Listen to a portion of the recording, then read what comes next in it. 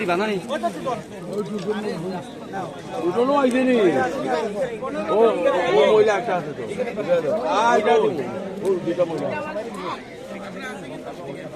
তোমরা এদিকে আইও, তোমরা আইও আর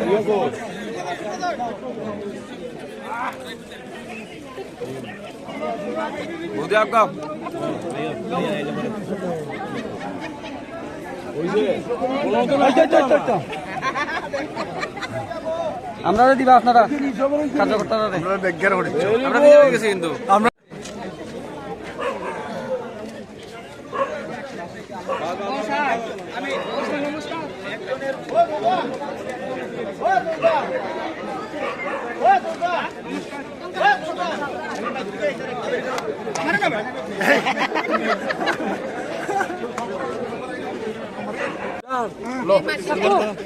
থানায় 2 টাকা পাও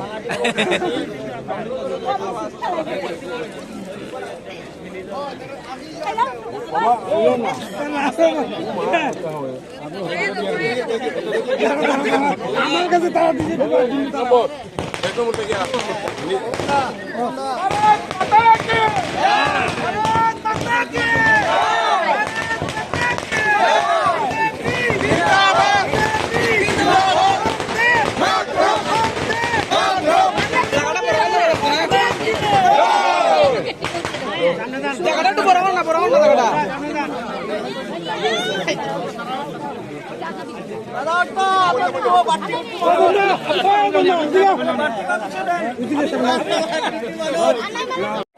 আমরা আগে নিশ্চিত ছিলাম কুমারঘাট ব্লক পরিষদের যে 15টি ওয়ার্ড রয়েছে আমাদের 15টি ওয়ার্ডেই আমরা বিপুল ভোটে আমরা জয়যুক্ত হব, এটা আমাদের বিশ্বাস ছিল।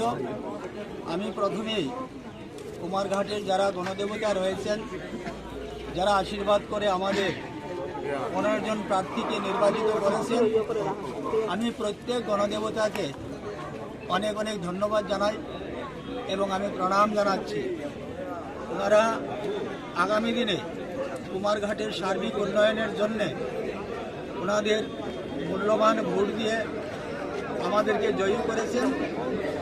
আমরা নির্বাচনের আগেও কথা দিয়েছিলাম যে আমরা কুমারঘাটের সার্বিক উন্নয়নের জন্য আমরা কাজ করে যাব। ঠিক আমরা ভোট গঠন হওয়ার সঙ্গে সঙ্গেই আমরা এই কুমারঘাট শহরের উন্নয়নের জন্য আমরা গুরুত্বপূর্ণ সিদ্ধান্ত নেব এবং আগামী দিনে কুমারঘাটের প্রত্যেকটা পরিবারের পাশে থেকে কুমারঘাটের সার্বিক উন্নয়ন আমরা করে যাব।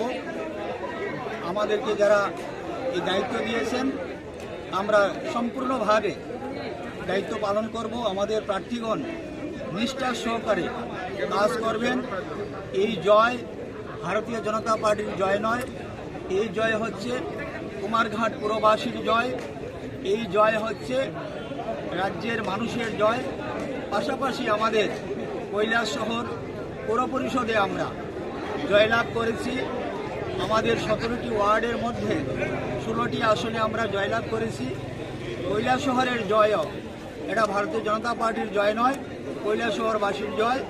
সব মিলিয়ে এই রাজ্যের মানুষ, রাজ্যের মাননীয় মুখ্যমন্ত্রী যিনি নিরলসভাবে এই রাজ্যের জন্য কাজ করে যাচ্ছেন, উন্নয়নমূলক কাজ করে যাচ্ছেন, মাননীয় মুখ্যমন্ত্রীকে আমরা কুমারঘাটের ভারতীয় জনতা পার্টির পক্ষ থেকে অনেক অনেক অভিনন্দন আমরা জানাচ্ছি যে ওনার যে চেষ্টা, ওনার যে কর্ম, ওনার যে উন্নয়নের ধারা, তার নিরিখেই ভোট হয়েছে এবং তার নিরিখেই মানুষ বিজেপিকে ভোট দিয়েছেন।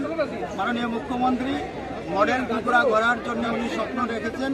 উনি মডেল ত্রিপুরা গড়বেন, মডেল শহর করবেন, মডেল গ্রাম তৈরি করবেন, এই আত্মবিশ্বাস, আত্মভরসা রয়েছে এবং উনি সেটা করবেন। যাই হোক, আমি আবারও বলতে চাই যে কুমারঘাট পুরবাসী আমাদেরকে আশীর্বাদ করেছেন। আমরা কুমারঘাট পুরবাসী